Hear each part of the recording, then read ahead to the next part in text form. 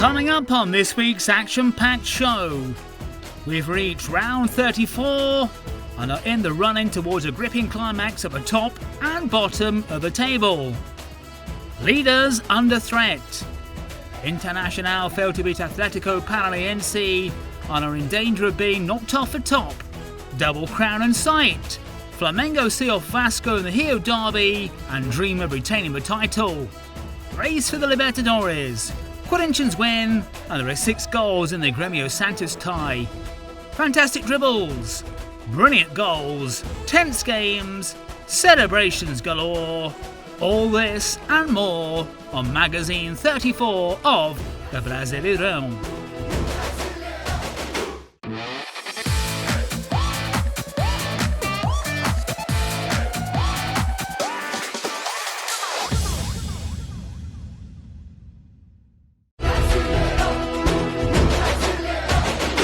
There was a fantastic game in the Arena do Grêmio in Porto Alegre. 3 penalties, 6 goals, 2 amazing strikes. The team from the south were hoping to break into the top 4 of the Campeonato Brasileiro. Santos wanted to close the gap at the top, but had to do it without their best players, Marinho and Soteldo. On the 8th minute mark, Santos went 1 up. Arturo Gomes combined with Luan Perez, who went past Rodriguez before finding Caio Jorge.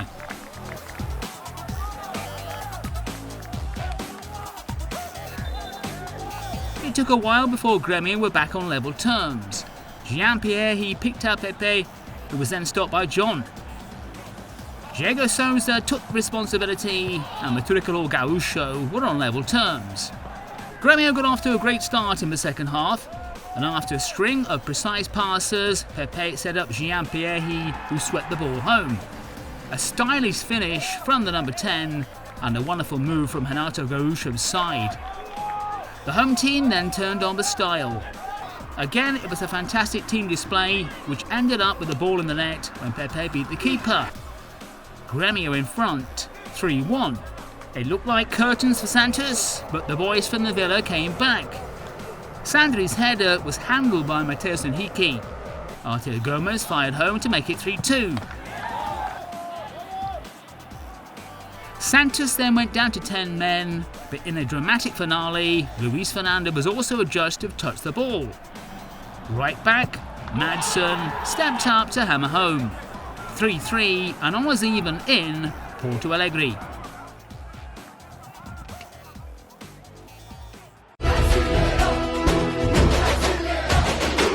Red Bull Bragantino and Atlético Goianiense locked horns in Bragança Paulista, with both sides having their sights on a place in the Sul-Americana. In the first half, there were few clear chances on goal, and the hosts failed to take the lead. Italo and Elinho combined. Gian made a good save, but Eric Ramirez couldn't convert. The Dragons then pushed forward. Janderson found the net, but the goal was ruled out for offside.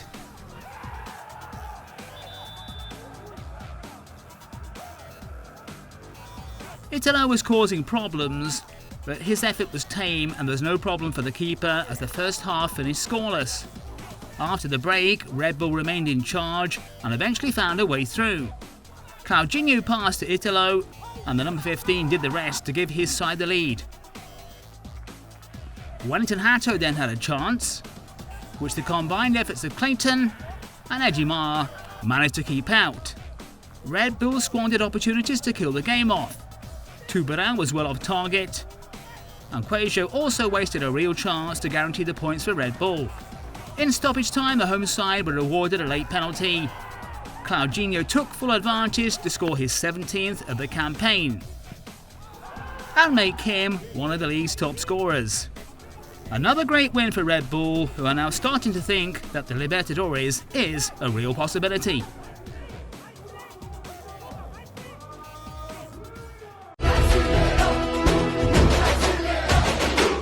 Corinthians and Ceará faced off in a high-intensity matchup for a spot in the Libertadores next season, and there was loads of action in the first half at the Neoquímica Arena. Corinthians started as the better side. Arauz had a good shot just wide of Hitchard's goal. But Ceará took advantage of their very first chance and went in front. Fabinho climbed higher than the Corinthians' defence and beat Cassio with a very good header. The away side won up early on. The home side was soon back in business. After some miscommunication between Hitchard and Klaus, Gabriel was brought down in the box. The referee had to take a second look at VAR, but he finally pointed to the spot. Veteran left-back Fabio Santos tied things up. Corinthians then turned things around. After a great individual play from Gustavo Mosquito, Leonatel scored a typical number 9 goal. Great interplay from the Corinthians youngsters to put them in front 2-1. An entertaining first half in Sao Paulo, with a good performance from both teams. The second half, however, failed to live up to expectations. But it wasn't for a lack of effort from Ceará as they tried to push on. Lima had Ceará's last chance of the match, but wasn't able to finish. Right before the final whistle, Palmeira almost scored the goal of the round, but was denied by a great save from Hitchard. A much-needed win for Corinthians, who climbed the table.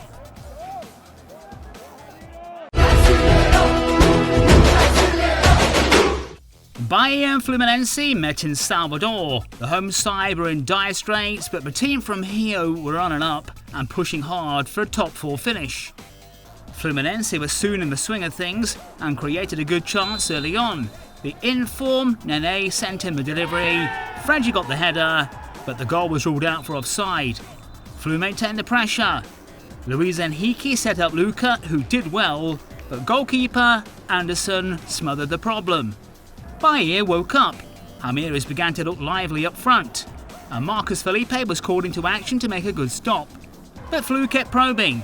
With 32 minutes on the clock, Nene hit a wonderful cross, and Luis Henrique came up with a very good finish to give the away side the lead. Fluminense continued to press in the second half. Nene was running the show. He picked out Freddy, but once again Anderson came to the rescue. From then on, things got tight, and chances only came towards the end of the match. Bahia pushed late on. Hernando was in on goal, but Marcus Felipe was in top form for Fluminense. In stoppage time, Egidio launched the ball into the area, but Michel Araújo wasted a clear chance to kill the game off. The last opportunity fell to Bahia. Alisson got into a very good position for an equaliser, but Marcus Felipe pulled off yet another brilliant save to make sure his team took all the points. Final score, Bahia 0, Fluminense 1.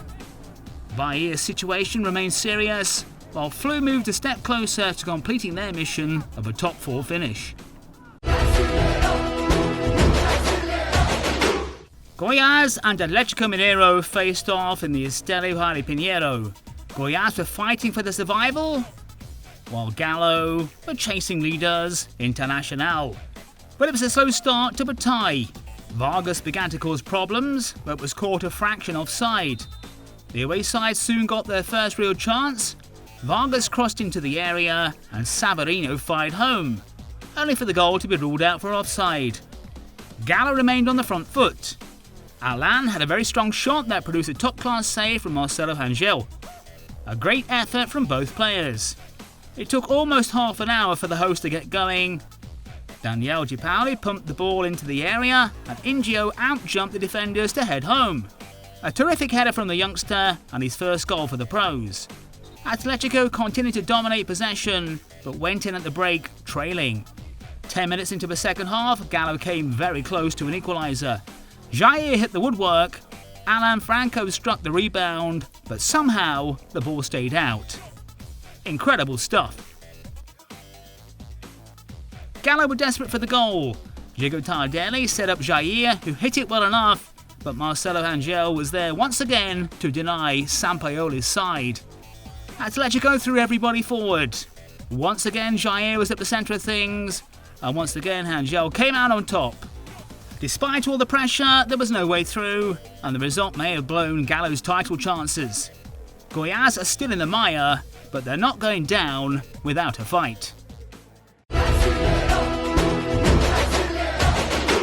There was a thrilling game between strugglers Fortaleza and Curitiba in the Arena Castelhão, which produced 3 goals, 2 red cards and dramatic penalties. Both sides were deep in trouble, and this was a real six-pointer. Despite starting well, Fortaleza fell behind when Ricardo Oliveira's shot beat Felipe Alves. 1-0 to Curitiba. But soon after, the hosts were back in business. David G caused the damage down the left before crossing. Nathan Silva got it all wrong and ended up putting the ball into his own net. 1 apiece in the Castellão. Next, David G became the goal scorer when he hit home to put Fortaleza in front.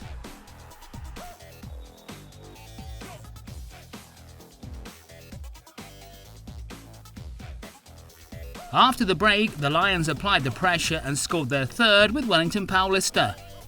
After some confusion in the area, the number 9 finished with style for his 9th of the campaign. This is when things began to heat up. Referee Anderson de Ronca awarded the Fortaleza a penalty and sent off centre-back Adolfo.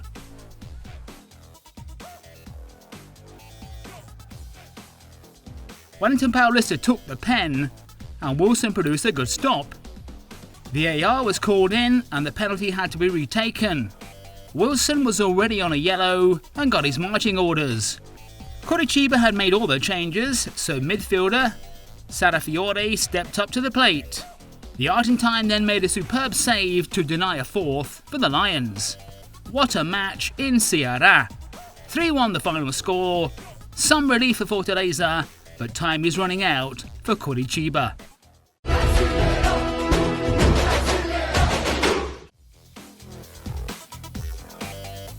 Flamengo and Vasco locked horns in the derby in the Maracanã. The defending champions soon went on the attack. Vasco lost the ball at the back. Gabriel Barbosa moved in on goal, but Fernando Miguel stood firm. The Rubro-Negros bossed possession and began to probe for chances. Gerson went on a powerful run, ghosting past defenders, but again the keeper was in exactly the right place. In the last chance in the first half, the pressure paid off. Arrascaeta knocked the ball down to Bruno Henrique, who went for the header. Leo Matos appeared to shove the forward, and referee Rafael Klaus gave the penalty. Gabi stepped up to hammer the ball home for his 11th of the campaign.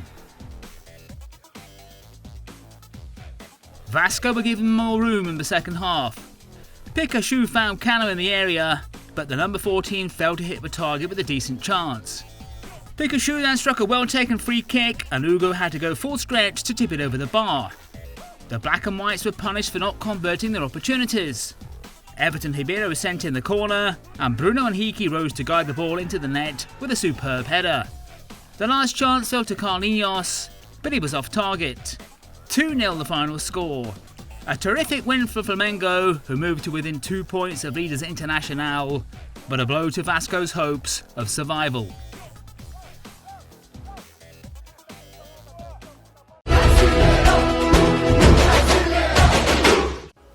Leaders Internacional travelled to Atlético Paranaense hoping to keep their impressive winning run going, but came away disappointed. The first chance fell to the hosts. With 20 minutes gone, Nicão hit a cross which Inter struggled to clear. Leo Setagini fired in the rebound and came very close to scoring against the top side. A real let-off for keeper Marcelo Lomba, who was rooted to the spot. Inter woke up. Moses caused problems and sent in the ball to Yuri Alberto to shoot. But the left back had been offside. The leaders then created another good opportunity. Atletico struggled to get the ball out and Marcus Guilherme and Rodinei combined for a shot that came close to finding the net. After the break, the action slowed down and only picked up in the closing stages. Late in stoppage time, Virginio got away from Rodinei before hitting a powerful shot at Marcelo Lomba. In the last chance of the game, Abner appeared to handle the ball in the area. The Inter players surrounded referee Ricardo Marques Ribeiro, but their pleas fell on deaf ears. Inter's run of 9 wins on the bounce was over, and the championship was blown wide open once again. Atletico still dream of making the Libertadores places. Botafogo Sport. Botafogo arrived at the Nilton Santos knowing they had to avoid defeat against Sport or they'd be playing in Serie B next season. Aside from Recife were also in deep trouble and far from safe from the threat of relegation. Botafogo started well enough and caused problems with 16-year-old Mateus Nascimento, who tested Sport keeper Luan Poli. With 19 minutes gone, Marcao took a long shot into the Botafogo area. VAR alerted the referee to a possible handball against Romildo, and Luis Flavio de Oliveira pointed to the spot. Centre-back Iago Maidana kept his nerve to give the Lions a vital lead.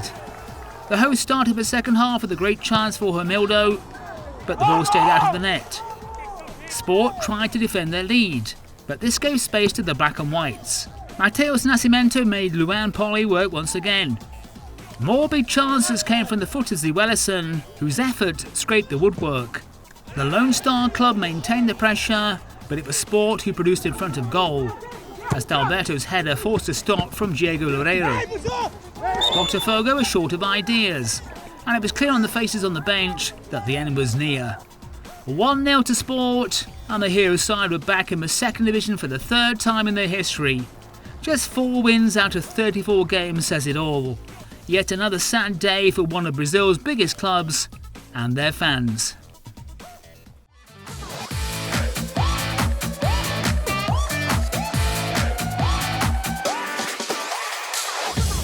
In third place in our top 3 is Grêmio's Pepe. After receiving a great pass from Lucas Silva, the 23-year-old put this one away against Santos in Porto Alegre. A fine finish from the Grêmio man. In second comes another very good strike from the Grêmio Santos game.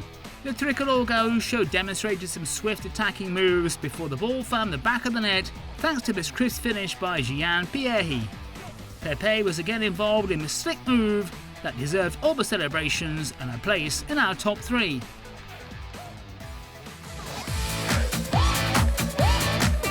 But our number 1 choice from round 34 is this bit of magic. Wellington Paulista found himself in some space before producing the goods in front of goal. What a touch from the number 9 in a must-win game for the Lions, and a goal that will go down in 4 days of history if they stay up. A cheeky finish from the quick-witted forward who at 37 is still enjoying his football and his selfies.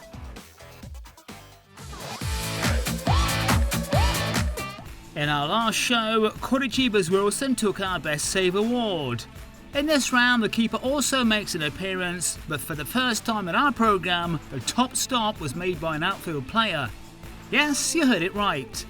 Wilson saved a penalty by Wellington Paulista and was in the running to be our choice of keeper once again. But Wilson wasn't on his line, and that was spotted by referee Anderson Duronco, who sent the number 84 off for a second bookable offence. Then came the moment of history. With all the subs used, midfielder Sarrafiore took the responsibility of going between the sticks. The Argentine then made a fantastic save to deny the experienced Wellington Paulista and keep the score more respectable.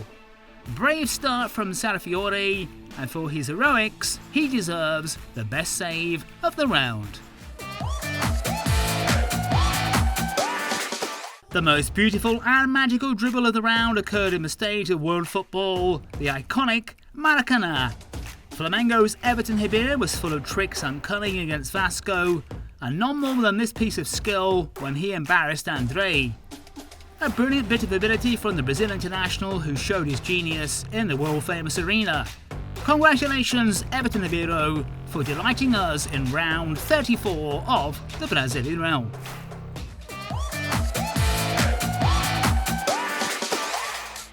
Let's take a look at the players and the coach who impressed us in round 34. In goal, we've gone for Hugo Souza of Flamengo. Right back, Calegari Fluminense. The 2 centre-backs are Nino of Fluminense and David Duarte of Goiás. At left back, Fabio Santos from Corinthians.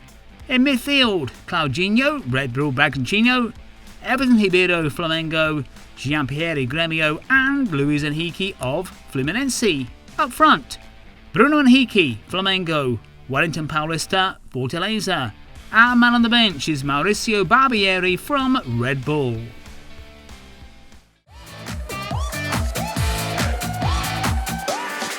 This athlete was fundamental in Flamengo's win over Vasco that moved them to within touching distance of the leaders.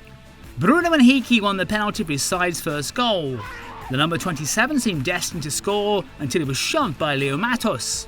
Rafael Klaus gave the penalty, and Gabi put it away. But Bruno Henrique wasn't to be denied. Later on, he outjumped the Vasco defence for Flamengo's second of the game. A powerful leap and a great finish to ensure the points. Bruno Henrique, our player of round 34.